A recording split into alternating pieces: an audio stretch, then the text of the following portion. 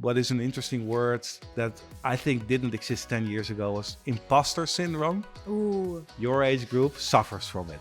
Yeah. Let's bring up maybe a few cognitive biases and how they can negatively influence behaviors and interactions at the workplace. So confirmation bias is a very helpful bias actually. However, when you have to make a judgment based on different attributes, for instance, schooling, experience, etc., and you have different candidates. Yeah. Because once you start reading, you're already there. And with the other, that they had a school that you didn't know, but maybe was even better. That already destroys the comparisons. The World Health Organization reported that in 2023, about 37% on average have experienced some symptoms of burnout. How does burnout relate otherwise to thinking? I feel that people are not even aware of that. What they convey is ambiguous. Let's say you have an email, let's talk on Monday. You send it on Friday. You might as well ruin somebody's weekend, right? Is there some practical advice we could give leaders on the hand when it comes to thinking?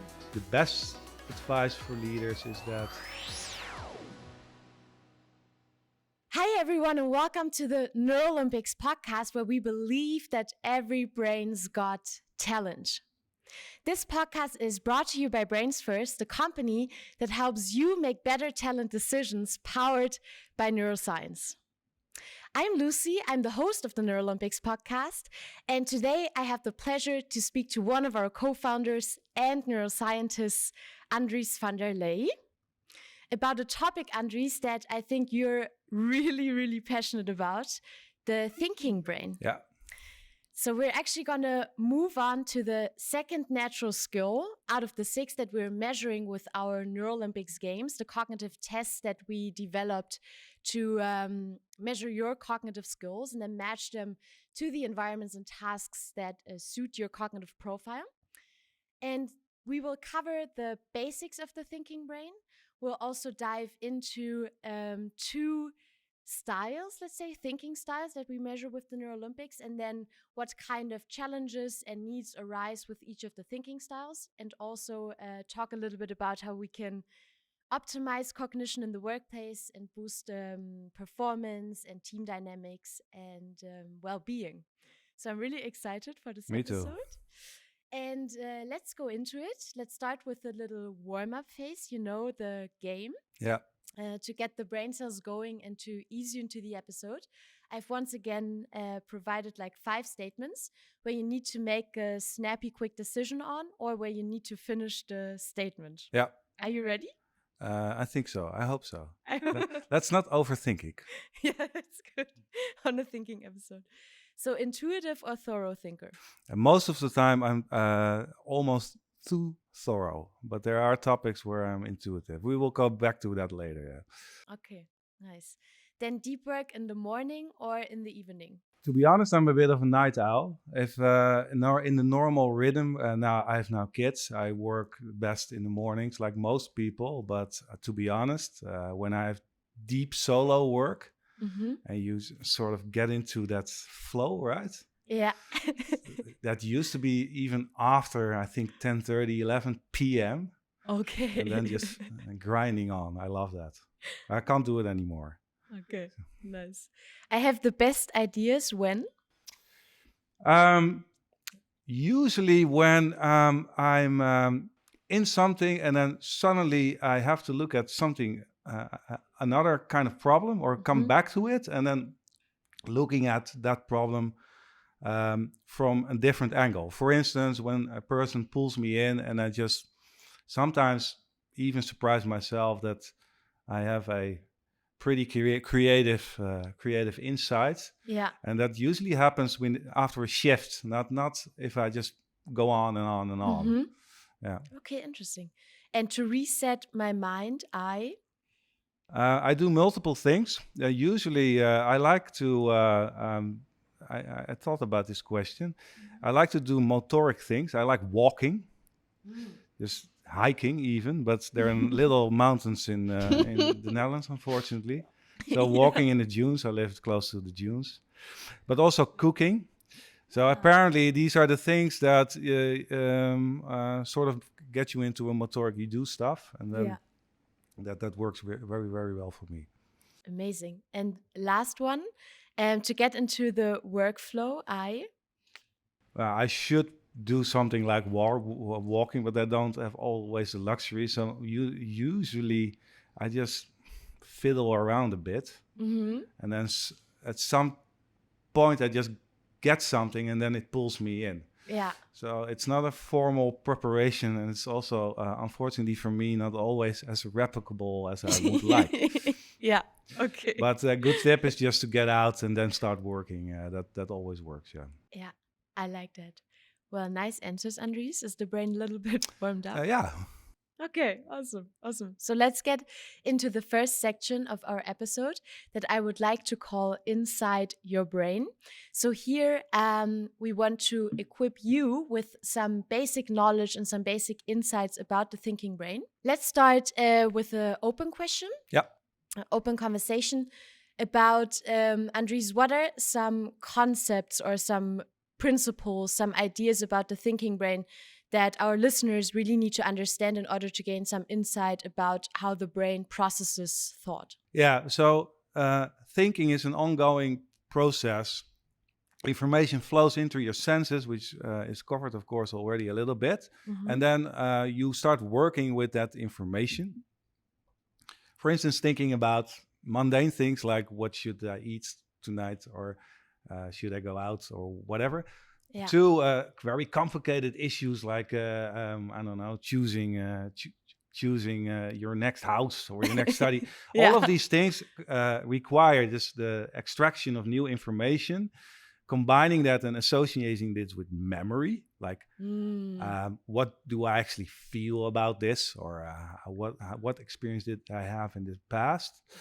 And also, of course, you make little decisions to find out more about this, etc., more exploration, etc. So it is a sort of ongoing process. And then what is a very useful distinction is what Kahneman, the Nobel Prize winner, called System 1 and System 2, where they're actually, broadly speaking, you could think about two kinds of flavors. System 1 is fast, it's intuitive, it's often a little bit emotional, it's snappy. And System 2 is very cognitive and elaborate and slow and energy consuming and generally more conscious. So people, not everybody has an internal voice, but if you have it, like me, you really hear yourself like going back and forth between the reasonings. Yeah. And it's not as simple as that, but it is a very useful distinction, and it aligns pretty well with what we measure. Yeah. And also so what we measure, you mean the System 2 thinking, right? The more like conscious. And then the System 1 thinking is also a bit more like subliminal and unconscious sometimes, right? It is more, it's not, it's dangerous. It's actually very smart System 1 thinking or intuitive thinking. It's basically, you get information or you process it, and you immediately almost automatically tie it to previous experiences and also the emotions you had when you had these experiences. And then you sort of go with that. That felt good. Let's do it again. It's pretty smart, actually. Yeah. But it is less accessible to conscious deliberation, and then also more susceptible for influences and biases. But the good thing is that it's very fast, right? Yeah. It's how we drive cars and sometimes also do groceries. And that's where the interesting stuff happens. Yeah, Andries, can you maybe explain, using an example, what the more System 1 and System 2 type thinking implies? Yeah, these are wonderful things because we have both sides, right? A good example is, for instance, dieting. So restraining your food intake to lose weight, basically. Yeah. So if people are on a diet, they are very conscious most of the time of the core eating events like dinner. They look at their plate and they know exactly what the caloric intake is of all the portions, etc. Or they have a recipe and it's calculated down, and you're really consciously eating, hopefully, and not looking at your phone. But there's quite some control and thorough conscious thinking when it comes to planning and consuming that meal. Yeah. These same people, and that has been proven, That's also you and me. within an hour, and these are not, it's not weird people, right? It's just basically how it works. Can be looking at the TV screen and then mindlessly just consuming a complete bag of crisps. And that doesn't have to do with that they're so all of a sudden became different people. It has become that TV screen consumes their attention and also their thinking, and that decision making to eat becomes automatic and more emotional. And the interesting thing is that people are a little bit different in that respect, but we all do it. We all have daily, we have these intuitive, everybody does these things. Yeah. And some of these things, especially this habitual, for instance, consuming of stuff, for instance, can spiral out of the control because you're taking gas with your car, and then you walk, paying for your gas, and you just grab some stuff because car driving and eating is the same thing. Something consumes your energy, and mindlessly you decide and think about. This sums it up pretty well, but it's everywhere. It's in when you are conversing and hearing other things, when you're doing stuff in parallel, multitasking, bad idea most of the time, because you're always doing things also automatically. Yeah. And very little things you do very consciously. Yeah. And maybe a concept I think that also relates to this is priming that I would like to bring up. Maybe we can use an example. So this is one of the subconscious influences on our, what we would say, like more conscious thinking, right? Yeah. And I think you can think of it as like a nudge for your brain that kind of prepares you to make a certain decision or reaction towards the next step to come. Absolutely. That you often aren't really aware of, right? Yeah. So I've read about the study. I found quite interesting. It relates also to the workplace, where they were testing like a brainstorming session. And in one group, they just brought in people into a regular meeting room and had a brainstorming session. And in another group, they prepared the room a bit. So they primed the people to be a bit more creative and come up with innovative solutions. That's what they kind of measured afterwards to look at the brainstorming outcome. And they put like, artsy images, and then also like portraits of like innovative people like Steve Jobs. And then the team lead would, before they start the brain session, tell a story about like really influential marketing and really innovative ideas. And then what they found out is because of this different setting that people came up with more like out of the box thinking and more innovative ideas. So I think this is an example of priming, right? Absolutely. It's the context setting is basically it's a lot of different primes in the same direction. In scientific studies, that works. Yeah. And it's also increasingly applied in the works environment, like where we're sitting here with the walls and the green walls. It can help. And with Neuroscientist, I actually did a study with exactly this, with big images of different kinds of states for collective decision making, and indeed that it can work. It can have an effect. Yeah. If you, for instance, prime social cohesion just by showing pictures of groups together solving stuff, that can have an influence on that basically the kinds of things people spontaneously think about, which is very intriguing. Nice. No, so I think you should think about this in the work setting and try it out. Well, you can play with it. Not all these effects are pretty modest and simple, but it doesn't harm to think about it. And let's agree that most office spaces, for instance, are designed not to consume too much attention, because then you can work. But you can think about ways, for instance, with images and projectors or other rooms for other purposes where you can just play around. Yeah. And then depending on the task, put people in like different rooms. No, absolutely. Just for a brainstorm to go outside, it makes sense, right? Yeah. It doesn't harm. Yeah, nice. And let's address maybe another concept that's quite important, cognitive capacity or cognitive load. So just as like our attention system, what we spoke about last month, has like a limit, there's a limit of how much information our brain can process, right? It's kind of like cognitive capacity. And I would really like to tie it to also environmental influences. Maybe we can talk a little bit about, we spoke about this off topic, socioeconomic status and how that's linked to Yeah. maybe cognitive load. Yeah, so I just thought about this internal voice when you're reasoning, right? Yeah. So some people have it. That's actually quite good. It makes your thoughts quite semantic. You're using words. Yeah. But it also comes at has a downside. Basically, if I'm trying to solve a problem in my head and I'm in an office garden and people start talking, Yeah. I can't hear myself. It's as simple as that. Yeah. And that deteriorates my thinking. So what do? I put on noise cancelling headphones and I listen to music without vocals, because then you get the same stuff. Yeah. Yeah. Some people, interestingly, have less problem with that, or don't even have an internal voice. But that's it.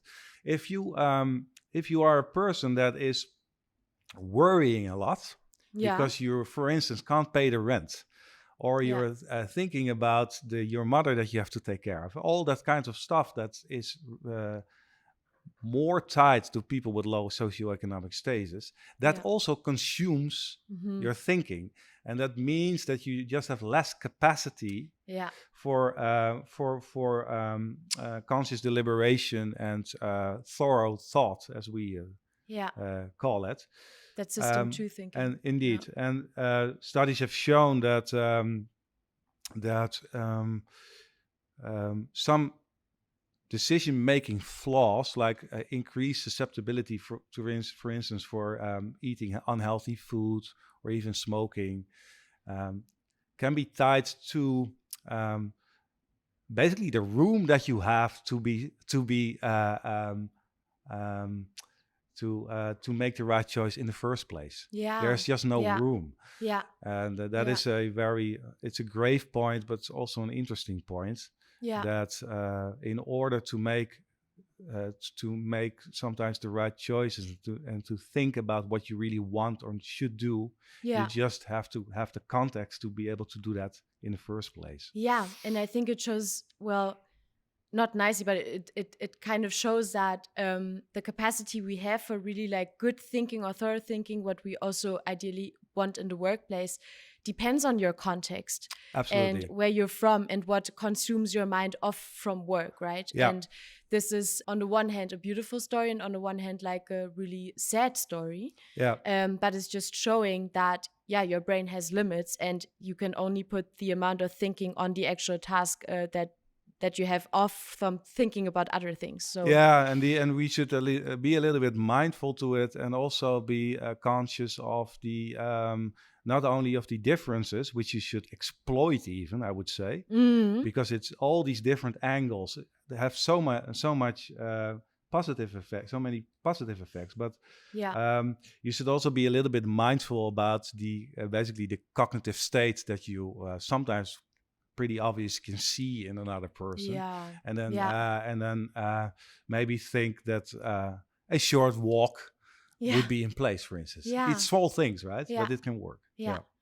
Nice. And let's turn to a question. I think it's also related to the system 1, system 2 thinking. How is information processing different in a high pressure situation, for example, at work? So tied to that system 2, system 1 is also something called divergent and convergent thinking. It's from the creativity literature. And divergent is basically that you basically have the freedom to just explore unexpected routes, look at problems differently. It's like out there, right? And convergent is basically trying to get to a solution by focusing towards one final answer. Both are very important, of course. High pressure sort of makes that you start converge more because you basically don't have time, right? It's kind of negative, True. but it can be adaptive as well. It's not bad. Yeah. But if you basically again need to be mindful of, actually think about what is it that we are trying to achieve here. Yeah. Yeah. And if it's a creative out of the box solution within a high pressure context, that is not the ideal combination. No, we need time and capacity Sometimes, to think about it, right? And if you are looking for very convergent kind of solutions, that's basically just that you need to choose and pick, then even it can help to put a little bit of pressure up. On. Yeah. Okay, nice. And let's turn to where I think diversity is a really big word that we speak about, like gender diversity, ethnic diversity, cultural diversity. But at BrainsFirst, we like to talk about cognitive diversity. Yeah. So how do we measure with our Neurolympics games differences in thinking styles? And I think now we're going to turn to also the two different outcomes that we can see with what we measure, right? Yeah, so that cognitive diversity is everywhere. Since thinking also relates to memory, it is quite big here. Yeah. Let me elaborate. So there are differences between people that are by nature more inclined to be in that thorough overthinking kinds of styles, right? So these people are very good at looking at problems from different angles, just go on and on and on and do problem solving, and actually liking the puzzling more than the solving. Yeah. And there are people who just are very result oriented and intuitive and pretty confident with basically tying what they see to previous experiences, see how that feels and go with that emotion, which is that intuitive side. So for specific kinds of problems, you sometimes need a lot of thorough thinkers. Yeah. And for some contexts, you don't need them at all. That could be if you just want to go on, etc., etc. Yeah. So that's the first thing. So that mix can be off, and then if you are very solution oriented or you see that the team doesn't converge, then it could be that there's just too much of that overthinking going on. Thorough thinking. And if there's not enough thinking, or it's a little bit of rash, it could be that it needs more of that. So that's nice, a nice conclusion, and also very useful, because there are not a lot of teams looking at that from that perspective. But there are also, if you think about it, teams who actually use it. For instance, developer teams, most of the time have a little bit of that over thoroughness. And then they have specific roles like product owners who make sure that you stop and that you are result oriented. So that's interesting. But it's also related to experience. So like I said, an intuitive thinker combines what they see and experience, or what they see, how they with experiences from the past. That means that the specific experiences that people have had are actually very influential on the decision making. Okay. So that also hints that experiential diversity that comes with ethnical diversity, cultural diversity, etc., can be very important for group decision making. Because if there are only people who have had similar experiences, they lack just the experiential context, to be able to say, hey, this is incorrect. We should be mindful of another angle, etc. So that means, to kind of maybe sum it up, like we have more thorough thinkers, we have more intuitive thinkers. We're all somewhere on the dimension. And it really, some work context, some work tasks, or maybe also some phases in a, let's say, decision-making problem or problem solving would call for more of the thorough thinkers or for more of the intuitive thinkers. And there we again see how important it is to kind of know where you belong on the dimension, right? And then what also fits to you. not only that you know it for yourself, but also for the other people in your team. Yeah. It's very Yeah. helpful to notice, because then, for instance, for a specific phase, for instance, a brainstorm session, you know, we should just pull a lot of these overthinkers in. Yeah. Something will come up. Yeah. And then at some point you go to the decision making phase, and then you inject some other sources. It's nice, but you really have to not only know the individual differences, but even start embracing it. Yeah. Because then it's there is always this in work, this tendency like, okay, I'm good at this, but I can't do that, and then there's a little bit of shame, etc. Whereas actually, if you start working with it, then everybody's happy. Yeah. Because I like that. Yeah. And it helps the team dynamics. Yeah. Indeed. Because I can add that not only does the process improve, we all know that it's also this the lack of match between what the context wants and the type of thinkers that you have in the room can lead to an enormous amount of annoyance. Can you elaborate on that? Well, if there's just a lot of persons in the room that just are like, okay, what are we gonna do next?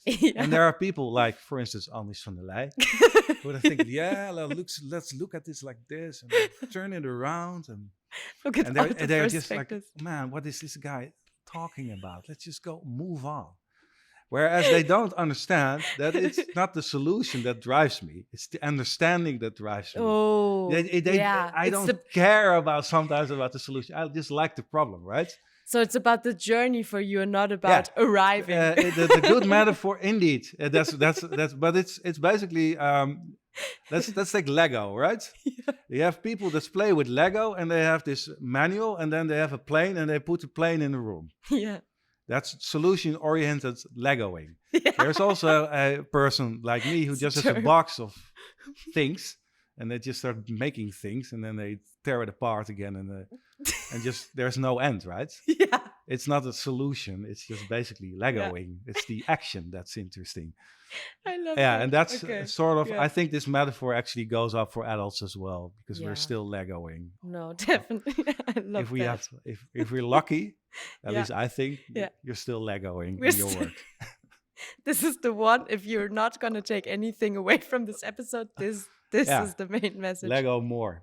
There's even professional Legoing, right? There's Lego courses for adults right now, which is awesome. Like team sessions with Lego. I think it's extremely smart. That's amazing. Maybe we can put a link here where you can book your Legoing session. Yeah. I love that, Andries. Thank you. Thank you for always making me laugh, which is actually a nice transition to one last thing I would like to speak about in our Inside Your Brain section. And that's the influence of emotions on thinking. And I think, in our modern world and in the workplace, we tend to really avoid speaking about emotions. However, I believe they deserve a whole stage, especially when we look at how they can influence thinking.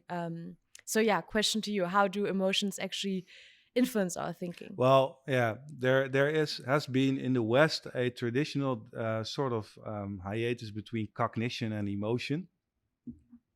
Yeah. The Cartesian divide, right? Where emotions are sort of also there, but not important. Yeah. That ended, for instance, with Damasio, who basically said, I feel, therefore I am.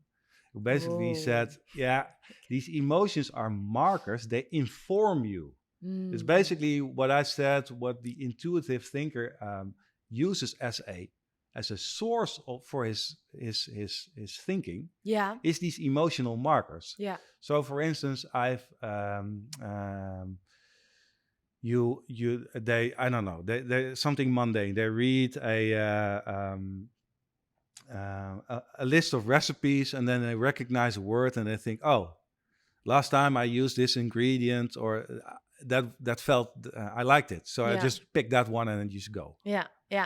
And that emotion is actually part of the cognitive process. Yeah. Which is why they called it an emotional marker. It marks what was relevant in the past, what was valuable, and in future it's a reference what to do next, because the brain is always busy with learning how to be more efficient, better, and I dare say even lazier the next time you come into the same situation.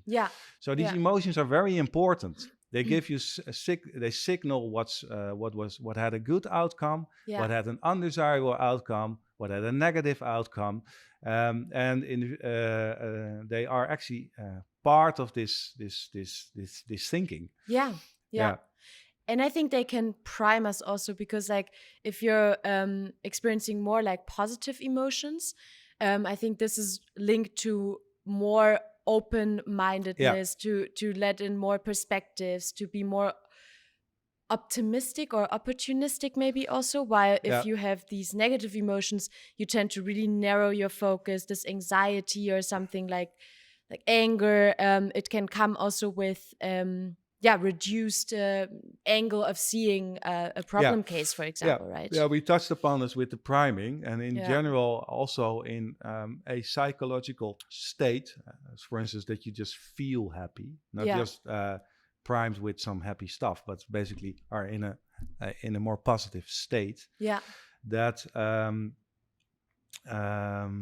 that can lead to more creative thinking, more out of the box, etc., etc. So that's also why a lot of companies are embracing this culture of psychological safety and all and positivity, because they think, well, if we want to be innovative and creative, we should basically fuel that group positivity, that people can start thinking these out-of-the-box solutions.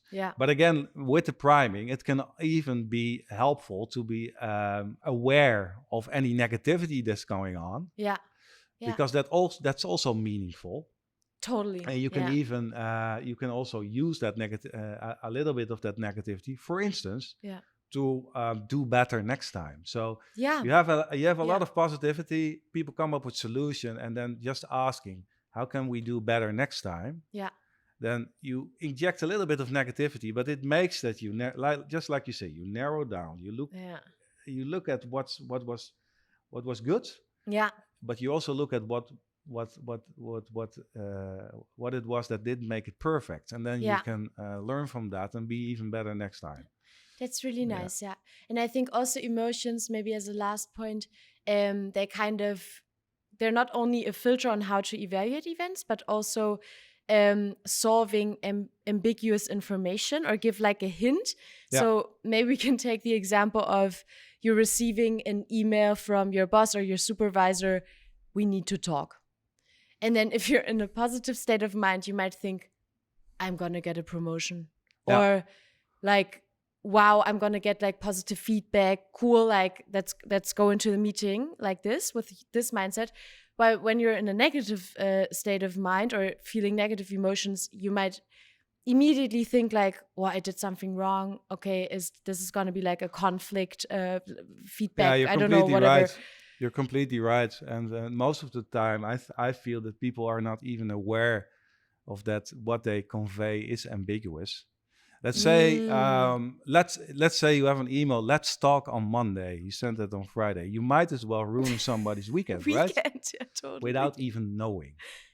Even if you meant it in a positive manner. Let's talk about how we let's talk on Monday how we should handle next project.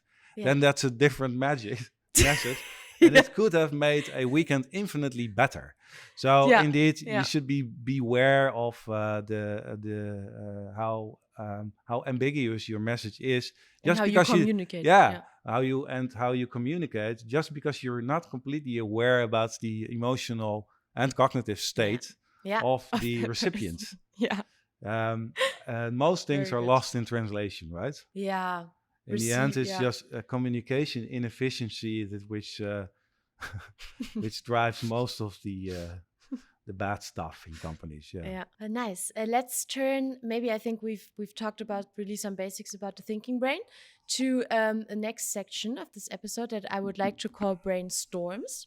So let's look at the storms or challenges that can arise with the way our brain processes thought. First question. What are some, we already touched a little bit upon it, but what are some challenges for more intuitive versus more thorough thinkers in the workplace? Yeah, I laughed a little bit about this previous example, but thorough thinkers, they are driven by this puzzling and understanding. Part of that is basically just because they like working with information. Usually, they also have a quite big working memory span, so they have the capacity to do it. Yeah. But it could also because they are distrustful of the emotions that that is in the stored information, right? Oh, I had that in the past. Was that good? I actually don't know. These intuitive people are their emotional signaling of their experiences in the past. Yeah. I had that in the past. That was good. It will be good now. Yeah. That's stronger. So they also rely on it more. So what the challenge is for a naturally thorough thinker is if you just basically push the pressure up, and you have to think very fast. Time and constraint. you have to convert to a decision very swiftly. Yeah. Sometimes that's okay, but if you just do that on and on and on and on and on, Yeah. by nature they start to really feel very uncomfortable, and not because they can't let go. That's the thing, but because they are distrustful of what they're doing, they're not confident anymore. They lose the confidence in what they're doing because it goes against their natural stream of what they like to do. Yeah, and they don't have that clear emotional signaling, so they just don't think, is this really good? I don't know if I'm not there yet. I'm not there. And if you just do that ends on ends, that's could be pretty deteriorating for a person like that. Yeah. So, for instance, just saying to an R&D department, that's basically, you immediately understand, okay, well, everything has to be 4 times as fast from now on, and just walk out. You know that within 2 months they will get a burnout or have left already. Yeah. It's just it's you cannot do it. Yeah. Conversely, if you have an intuitive person who is just basically just goal oriented and swift, just know. And they you put thrive. It in an RD, they thrive if you have a lot of speed, and if you put that person in a context where it's just slow, elaborate, and on. That person also will get that they will not only be annoyed, but they will start to suffer psychologically. Ooh. It's just bad if you're constantly in a context that's not in the same pace as you are. Yeah. Well, I think, okay, let's address a topic that's, I think, really fits well now. I wanted to bring it up later originally, but you just touched upon it, burnout. So it's, I don't know if that's right to call it a modern sickness, but I think it's really like prominent nowadays. Yeah. Maybe, I don't know, it was a thing also earlier, but then people didn't really label it as, burnout existing much yet. But the World Health Organization reported that in 2023, about 37% on average have experienced some symptoms of burnout before, and especially the age group of 26 to 35, apparently. There we see a lot of burnout symptoms, and they interestingly call it not a medical condition, but a critical consequence of unmanaged workplace stress.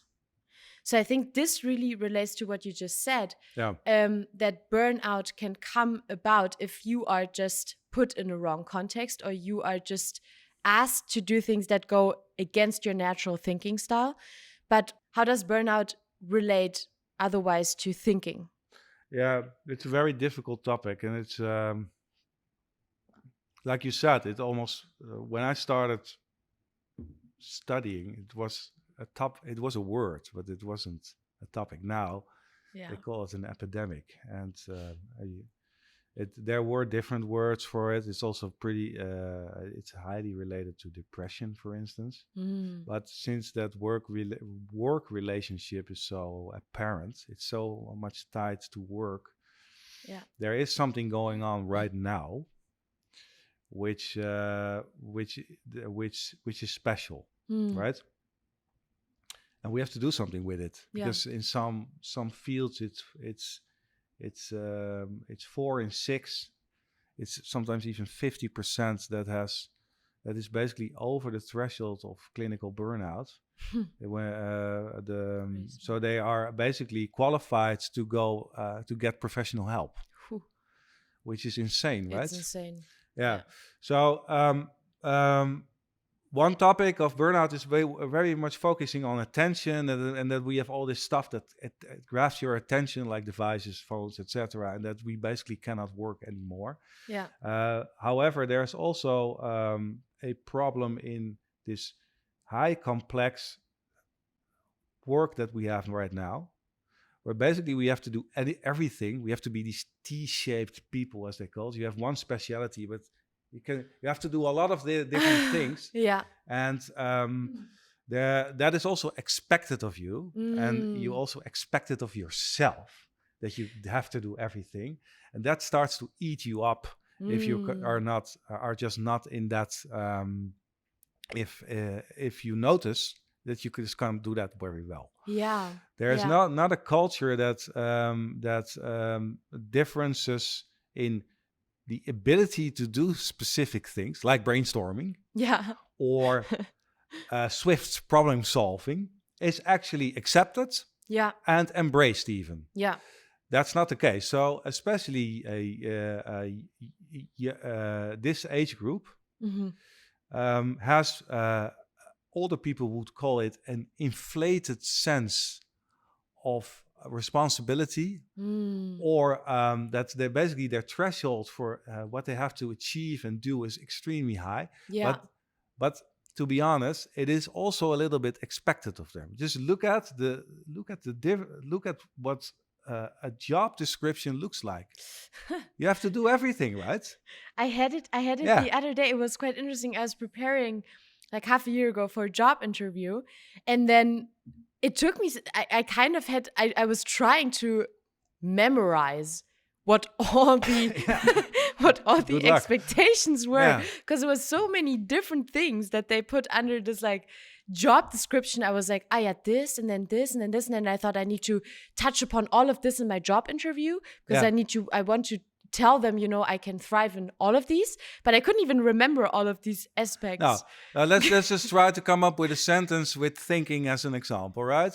We need a hard worker who is extremely good at analytical problem solving, all these kinds of words, can analyze problems swiftly, and work with different stakeholders, other people, in an agile environment, and then together come up with swift, unique, creative solutions.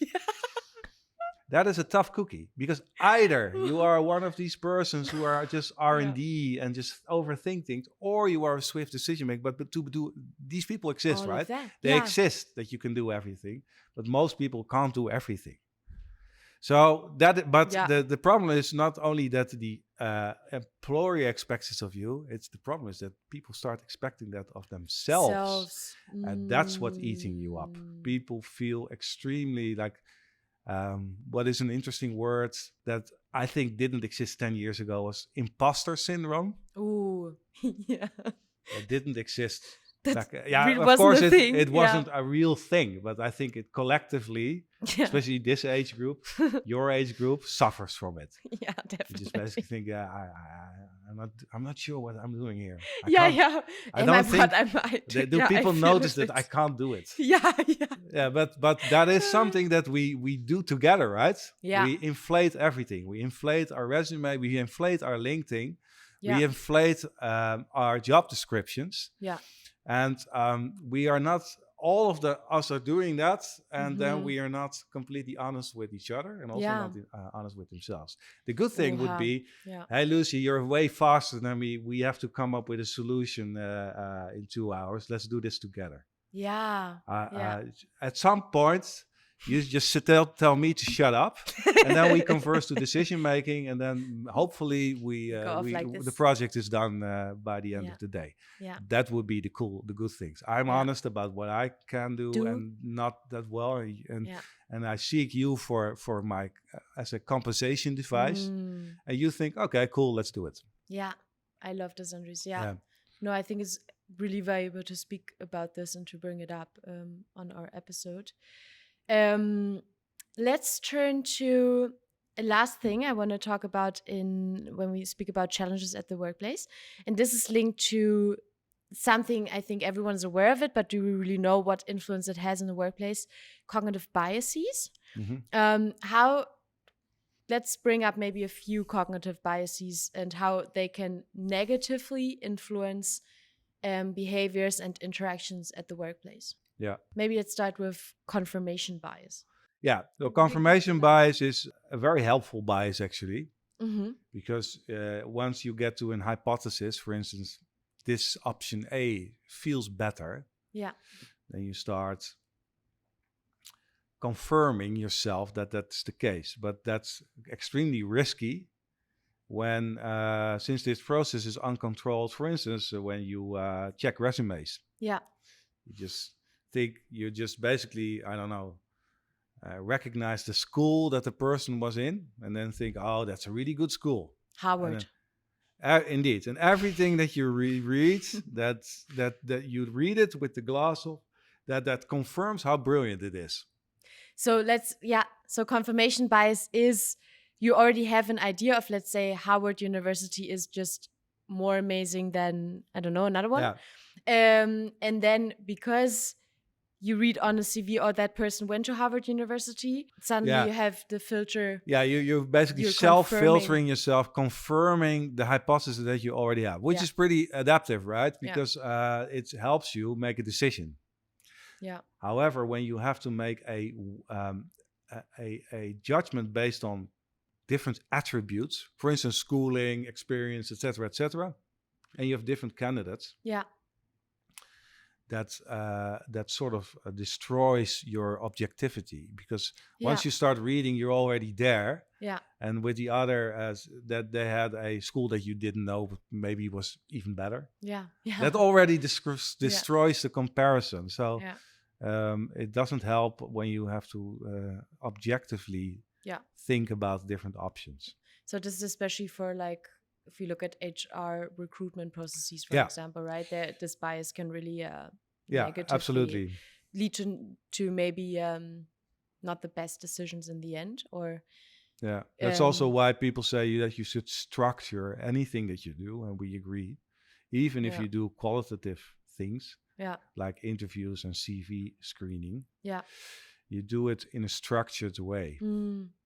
So instead of reading resumes, you copy that into an Excel sheet and just look at the different options. But then the order is the same, and then that already helps a little bit. A little bit, yeah. Let's say I meet you for the first time. Yeah.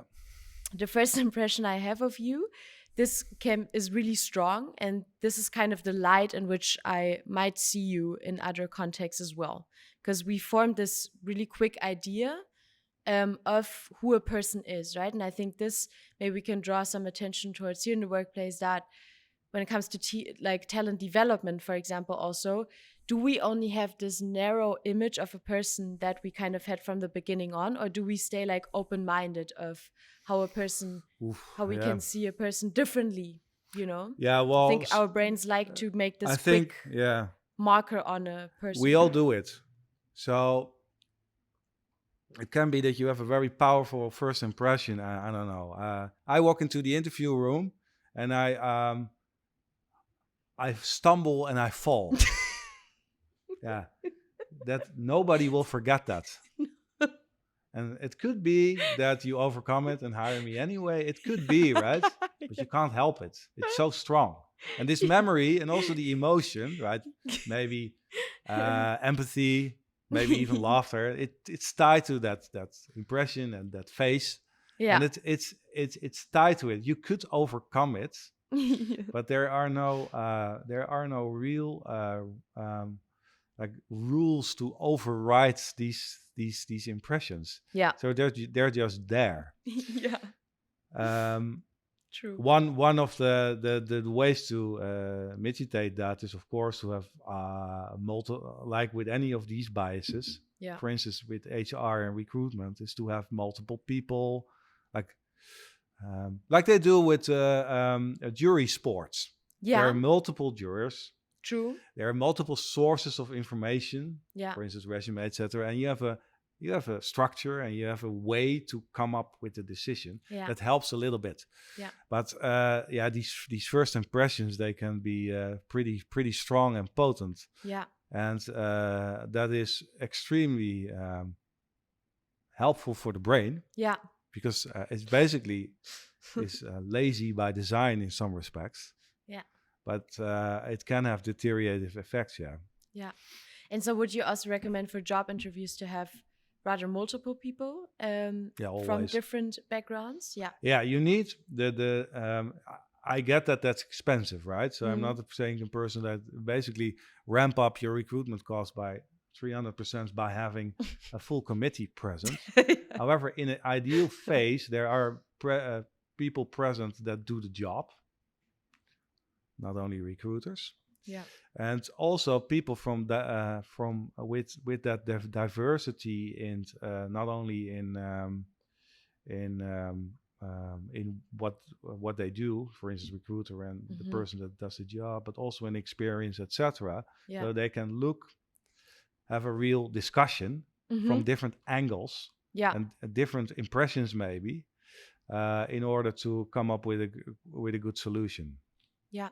It would be better. It would be, it's not always possible, optimal. Of course. Yeah. Yeah. And I think maybe as a last, bias, there's this familiarity effect that we're just drawn to what is familiar to us. So I think if we link it to, again, the field of HR, we might be more likely to choose a talent that we recognize ourselves more from a cultural background or from any other background. And if we feel like, we suddenly feel like, that may be a bit of a more connection to that person because it feels familiar, you have a little bit of the same background, and then we're more likely to choose people with kind of similar backgrounds to us than absolutely. And it's related, right? It's basically the emotional markers that you have with pieces of information that feel good because you had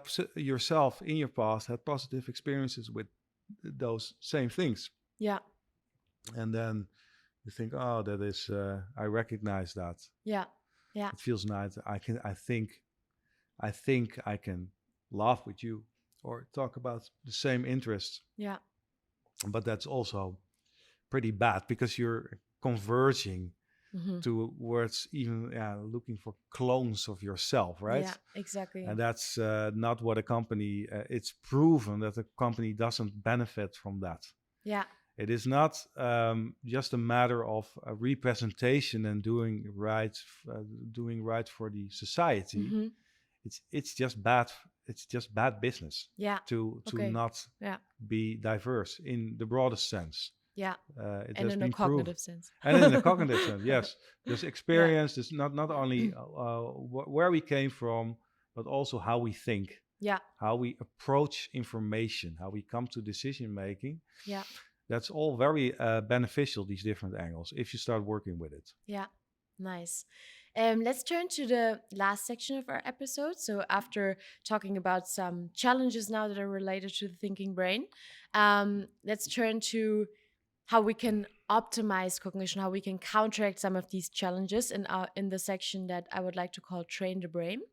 So as a first question here, how on a, let's say, daily workday, how can we ensure that we are working more efficiently and maybe also slowing to feel cognitively drained? At some point, I think we will.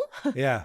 But how can we maybe slow that? Are there some life hacks or tips that you can give our listeners? Yeah. So when it comes to thinking, technically the big chunks of thinking is, or even when it's hardest when there's a decision to be made, and there's lots and lots of information that you have to take into account. That's extremely draining for the brain. It is very hard. For instance, they have.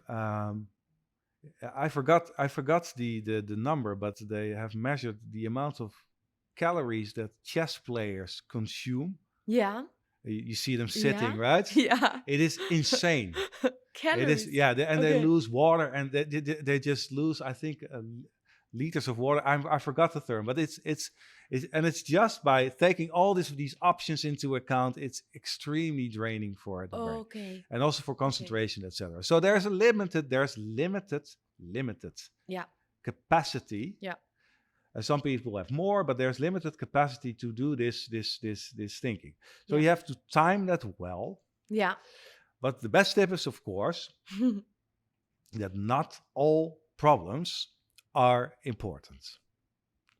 So you need to be aware of those things that require a lot of thinking.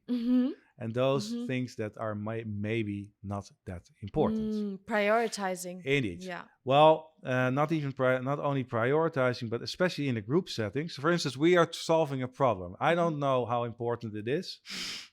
You don't know how important it is, right? What's the best strategy if we are competing? To treat it as important, of course. Yeah. Put some value on it. There's inflation in. So we are starting to think, and we are crunching, and it consumes a lot of stuff. Yeah. So scoping the problem. Yeah. Is very, very, very helpful. Not only personal, like, okay, when will I be happy? When is the solution sufficient? But also collectively. When are we happy? When are we happy? If you just do that. When are we happy? Yeah, what should this meeting lead to? What is the next action? When, what information would be relevant for this decision? All these kinds of questions help enormously. Then to define that, to define that, because then basically you're already, before you start, minimizing and making the problem set smaller. Yeah. Then of course you need to time these things. And these things sometimes cannot be timed, but if you can, you should time them. You should create a context where thinking, for instance, is increased. We talked about the context of a nice work environment, but the first thing is, don't start a brainstorm in an office garden, right? Just get into a room. It's simple stuff, huh? But this, you see it go wrong everywhere. Like I was just about starting, to say, and it works two ways. Either start brainstorming in an office garden, or where you cannot concentrate as a group. Yeah. And the rest of the office garden has to listen to you. It works both ways, right? True. All these things. You have to time it. And then also, like you said, you can have little like devices or things that you can do to increase the amount of cognitive room that you have. Yeah. For instance, just take a short stroll, deliberately book the meeting in a room that takes a walk, that requires a walk, even if it's through the building. These kinds of things work. Help. Physical exercise. And you can't force people, okay, we will do a 5-minute walk outside of the building. Most of the times these environments are not that inspiring as well. But you can just do little like hacks, like book it in another floor, take the stairs. Or pretend like, because we walked the wrong way. A little, even a short stroll boosts up alpha activity. It makes room for system 2 thinking, basically, and creative thought. Nice. And these are some of the things you should look at. Of course, fatigue. Sometimes decide, I can't do this anymore today. Yeah, which is, I think, it again also tied to the cognitive fatigue, but then also your system 1 takes over more. You just don't have the capacity to really considerably like think about things. and then this might lead to wrong decisions in the Yeah, end. yeah. It's just not wise to do a brainstorm on Friday afternoon on 4 o'clock. Just Then you should rather have a beer. even yeah, something like that. Do something social and talk about social stuff. Yeah. That is better. It's also better for work. But also before that, if you just know this is not the time, don't be afraid to just say it, right? Yeah, or you shift it. Yeah, it is just even if you're not on a, I don't know, you're not on a bicycle, but you consume a lot of energy with this stuff. Yeah. And this knowledge work, what most people listening to this podcast probably will do, it is very, very energy consuming, even if you're not in the gym. Working with your brain and thinking about all these complex, weird decision makes where you actually, to be honest, never really know what to do. Yeah. That is very consuming. It's very, very energy consuming. Yeah. Yeah. Nice. And maybe let's turn to the last question that I'm a little bit excited about. And let's turn to leadership. Is there some practical advice we could give leaders on the hand when it comes to thinking? Their own thinking or thinking of others. Whatever, however you want to interpret it. Well, again, leaders themselves have more influence than they think they have. Yeah. And a lot of entrepreneurs, for instance, are pretty wild in their thoughts. And they start elevating that, and that can have a lot of impacts, especially on people that are more intuitive. Mm-hmm. So they should be mindful about the difference that they have, for instance, with a lot of intuitive people who just are goal-oriented and want to do stuff. Yeah. But there are also different types of leaders, I think. There are these very decisive leaders that have their that should sometimes consult. And there are the more thinking kinds of leaders who just need probably operational support. But what's, I think, the best advice for leaders is that they should start seeing all these people that want to help their company achieve as individuals who differ. And that they start in, first of all, create a culture of positivity and psychological safety. Because these emotions, like I said, these markers, they don't have to be all positive. It's not like put yoga mats everywhere and start doing shantas and everybody's happy. That's not the point. But you should create the psychological safety in order to make people feel okay with who they are. And that basically, I can say, I think this problem solving goes too fast. I need a little bit more time. More time, yeah. Or that somebody says, I don't think what's going, maybe I should just come back when we come to the decision-making part. Yeah. And that is just fine that somebody says that and walks out of the room. Yeah. It's also safety in the terms that you basically are not only honest about any negative emotions that are there. Yeah. But even are okay with using it. Okay, guys, like I said, how can we do this better next time? Yeah, yeah. It's not just a blanket of positivity. It's actually just getting to a culture of the openness to be able to be completely included as an individual. Yeah, and also I think to not be afraid to voice your ideas or your thoughts. Like, I've heard this a couple of times from people around me, when you're just shut off with your ideas, and it's kind of like you automatically think like, oh, I said too much. Yeah. Or I should, if you don't, again, have the psychological safety of you can really say what you think or feel. Yeah. And of course there's a limit. There's always a limit. There's always a limit. So that's also why I stress it, that it's not like there is some pretty wild stuff going on LinkedIn that almost new age like, right? That is positive psychology, etc. But it's very important to have a sort of base state that is positive and open. Yeah. So that people are not afraid to make a mistake or Yeah. do some sort of self-censorship or Yeah. self-monitoring about what they say to who. Yeah. That's all bad. That's consuming your thinking, right? Thinking, exactly. You should be thinking about the work, not about this stuff. Yeah, and then you start ruminating and your Indeed, brain is just like you're eating yourself up. Yeah, indeed. And you might also internalize kind of and take on like, oh, this is what, I don't know, a team lead said to me in a negative way, and then you internalize it as this is who I am. Yeah. Also. Yeah, that's put pretty strongly, but I guess that's also a generational thing. I think it's true. Yeah. People get a lot of identity from how they act and also in their work. Yeah.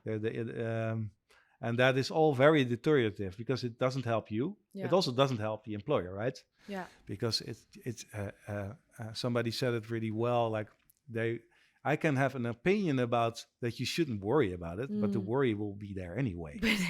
I might as well just address it. Yeah. Or you just get it out because it doesn't help anyone. Yeah. Because it just leads to a decrease in productivity as well as well-being. Yeah. Which of course is bad two ways. Yeah, you're right. So it's about the openness.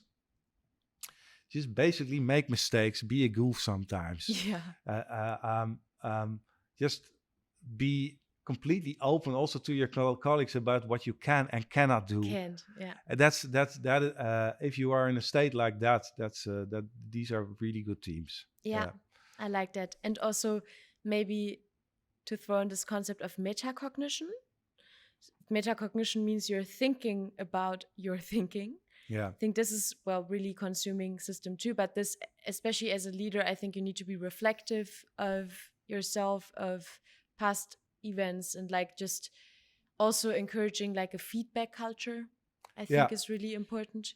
Yeah. To hear other people's thoughts. Indeed. Yeah. I actually don't even know if there are probably tricks, etc., to accomplish this state, what we talked about, this team state of openness.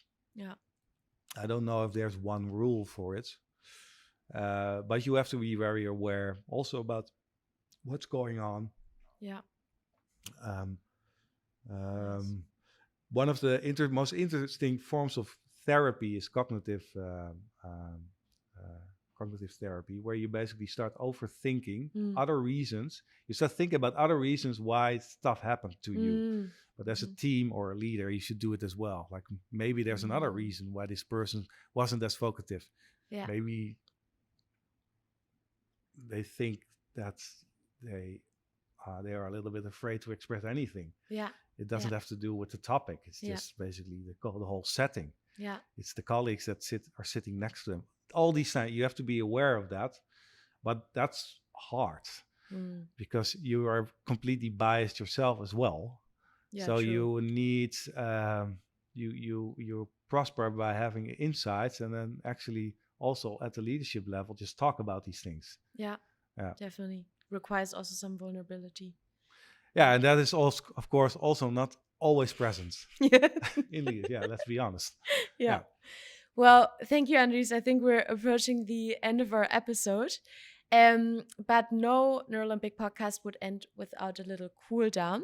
So just as every Olympian would stretch their muscles after a heavy workout or competition, we want to make sure we're easing the brain cells into a resting state to process our really, I think, deep conversation that we just had here. So as a last thing, what is one last message you would like to leave our listeners with? Play Lego. Well, actually, that is basically, it sums it up very. No, it doesn't have to be Lego, but be aware that this thinking. So there are differences in between these thorough thinkers and these intuitive thinkers, right? Yeah. And these thorough thinkers are overthinking things a lot. They should do that less, but you should talk most of the time. Not all these things are more relevant, but there is beauty in it as well. Creative thought, etc. Also in intuition, but just as regardless of what your styles is, Be aware that it consumes a lot of energy. Be aware that you can't do it that well. All these biases that we talked about. And take time for it. And off time, that's, I think, the best message.